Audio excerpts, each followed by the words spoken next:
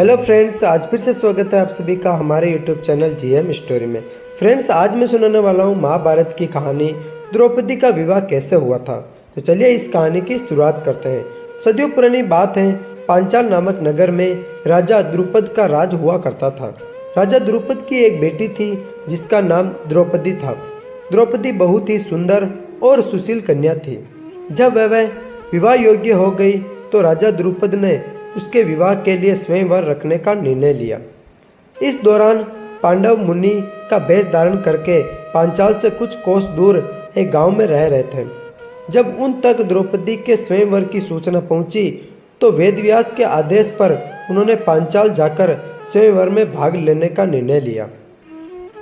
पांचाल जाते समय उन्हें रास्ते में दौम्य नामक एक ब्राह्मण मिला, जिसके साथ वो ब्राह्मण का वेश धारण करके स्वयंवर में पहुंचे। स्वयंवर में दूर दूर से बड़े बड़े राजा, महाराजा और राजकुमार पधारे हुए थे। वहां पहुंचकर पांडवों ने ब्राह्मणों के बीच अपना स्थान ग्रहण कर लिया। उस सभा में श्री कृष्ण भी अपने बड़े भाई बलराम और गणमान्य यदुवंशियों के साथ बैठे हुए थे। सभा की एक और सभी कौरव भी विराजमान थे। कुछ देर बाद सभा में राजा द्रुपद पधारे और उन्होंने स्वयंवर के लिए पधारे सभी मेहमानों का स्वागत किया। अब सबकी आंखें राजकुमारी द्रौपदी का इंतजार कर रही थी। यह सब सोच रहे थे कि राजकुमारी उन्हीं को अपना पति चुनेगी।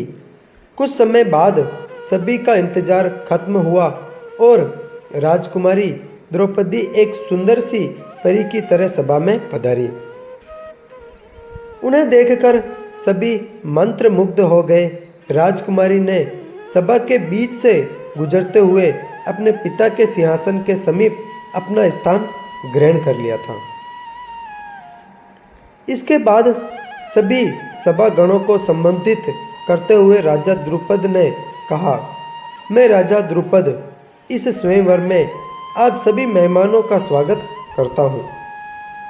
मैं इस बात से पूरी तरह परिचित हूँ कि आप सभी यहाँ मेरी पुत्री द्रौपदी से विवाह करने आए हैं, लेकिन इस स्वयंवर की एक शर्त है। आप सभी को सभा के बीचों बीच एक स्तंभ पर गोल घूमती हुई नकली मछली लटकती दिख रही होगी।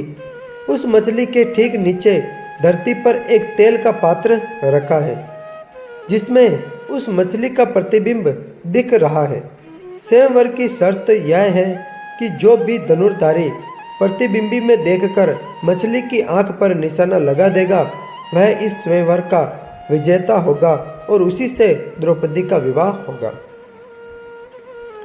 राजा द्रुपद की यह बात सुनकर सभी राजा बारी बारी आकर मछली पर निशाना साधने का प्रयास करने लगे, लेकिन कोई सफल नहीं हो पाया।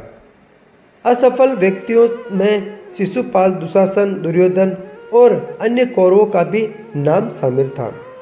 अंत में पांडवों की बारी आई। उनकी ओर से अर्जुन ने मछली की आंख पर निशाना लगाने के लिए धनुष उठाया और एक ही बार में तीर निशाने पर लगा दिया।